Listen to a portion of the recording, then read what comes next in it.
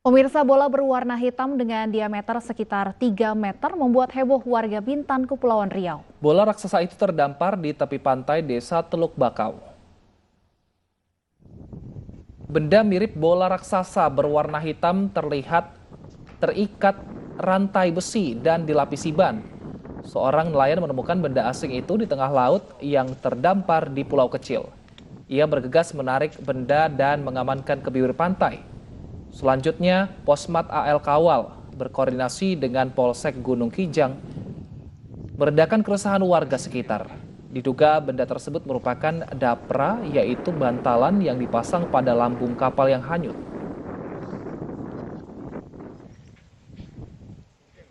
Jadi waktu saya ambil sampah ya ada ngapung di sana hitam gitu kan. Jadi saya tuju ya lihatnya macam apa untuk dempet kapal gitu kan. Jadi saya ikat sama tali, saya dayung sampah. Itu abang sendiri yang dayung atau ikut kawan lain? Sendiri Ya. Menarik ke sini ya.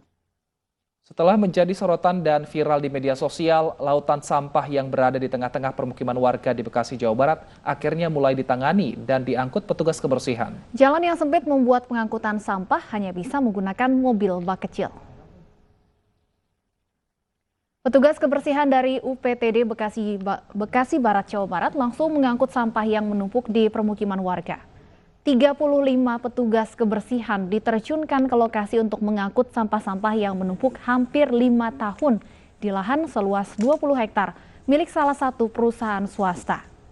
Meski dengan menggunakan alat seadanya, petugas Dinas Lingkungan Hidup akan terus bekerja untuk membersihkan sampah-sampah yang menumpuk ini. Diperkirakan pengangkutan sampah ini selesai hingga 1 bulan lebih.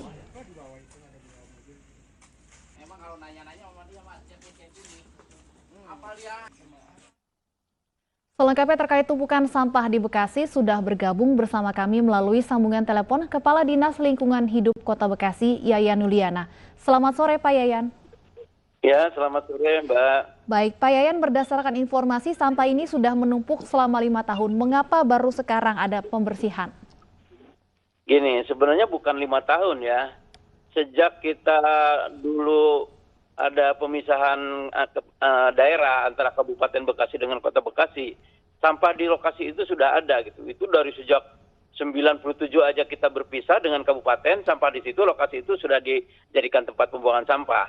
Nah, cuman memang kita kesulitan untuk menertibkan di sana, kesulitan untuk mengangkat sampah-sampah tersebut karena memang lokasinya di dalam, kendaraan susah masuk ya. Kendaraan susah masuk, alat berat juga susah masuk. Nah, itu yang menjadi kendalanya gitu, Mbak. Bukan 5 tahun terakhir, bukan, itu udah lama ya. Dari tahun 97 udah ada di situ. Nah, ini sudah ada, artinya apakah memang ini sudah menjadi tempat untuk pengumpulan sampah dari beberapa wilayah seperti itu, Pak? Itu kan gini, kita sebenarnya tidak merekomendasikan pembuangan sampah di lokasi tersebut karena itu kan lahan-lahan milik swasta. Bahkan kondisinya saat ini di lahan tersebut itu lahannya masih dalam status pengawasan Kementerian Keuangan. Dulu ada masalah mungkin ya terkait dengan permasalahan keuangan atau apa, makanya itu ditarik menjadi lahan yang dikuasai oleh Kementerian Keuangan.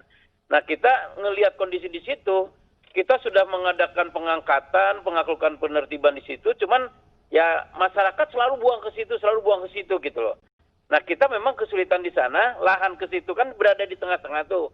Kemudian akses masuk itu juga susah. Nah, itu yang menyebabkan kita kesulitan untuk mengangkut sampah di lokasi tersebut gitu loh. Baik, selain kemudian akses jalan yang sulit, kendala apa lagi yang dihadapi selama ini sehingga pembersihan baru dilakukan sekarang, Pak Yayan? Apakah ada kendala izin atau wewenang dari lahan tersebut dan sebagainya? Ya, kita pada tahun 2018 bulan Oktober ya, kita sudah mengirim surat ke Kementerian Keuangan meminta tentang penertiban lokasi tersebut karena masih di bawah penguasaan itu. Cuman sampai dengan saat ini belum ada tindak lanjutnya kembali gitu loh. Nah, kami sekarang yang bisa dilakukan adalah oke lah, kita akan mengangkut sampah-sampah tersebut, akan memindahkan sampah-sampah tersebut. Nah, cuman karena memang sekarang alat berat susah masuk, truk juga susah masuk, akhirnya kita masih dilaksanakan secara manual.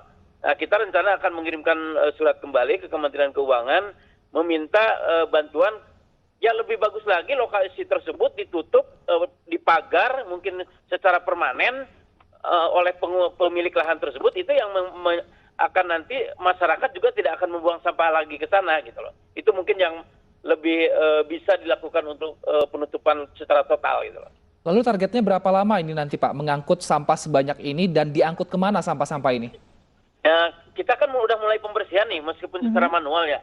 Itu diperkirakan oleh kami itu untuk bisa diangkut ke TPA TPA Sumur Batu ya milik pemerintah Kota Bekasi itu memerlukan sekitar 1.000 rit truk angkutan sampah besar ya. Berarti itu kan memakan waktu yang sangat lama. Nah, karena keterbatasan tadi akhirnya kita secara manual pakai mobil kecil dulu. Setelah mobil kecil baru kita akan angkut ke TPA Sumur Batu. Akhirnya memang sampah itu akan kita angkut, akan kita tarik dan akan kita buang di tempat pemrosesan air kita di TPA Sumur Batu itu loh. Selama proses pembersihan, bagaimana kemudian memastikan warga tidak membuang sampah ke lokasi yang sama supaya tidak berulang-ulang terus kemudian pembersihan harus dilakukan? Nah, kita sudah memerintahkan ya, aparat kita yang ada di UPTD Bekasi Barat, kita sudah memerintahkan supaya lokasi tersebut dipiketin lah, dijagain gitu.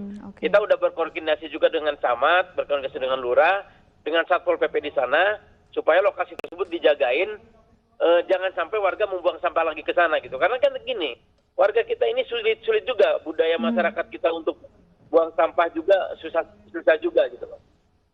Nah, ini sampah sebanyak ini apakah memang benar dari warga yang tinggal di sekitar situ saja atau mungkin ada perusahaan yang membuang sampah limbahnya dibuat ke sini, Pak Yayan?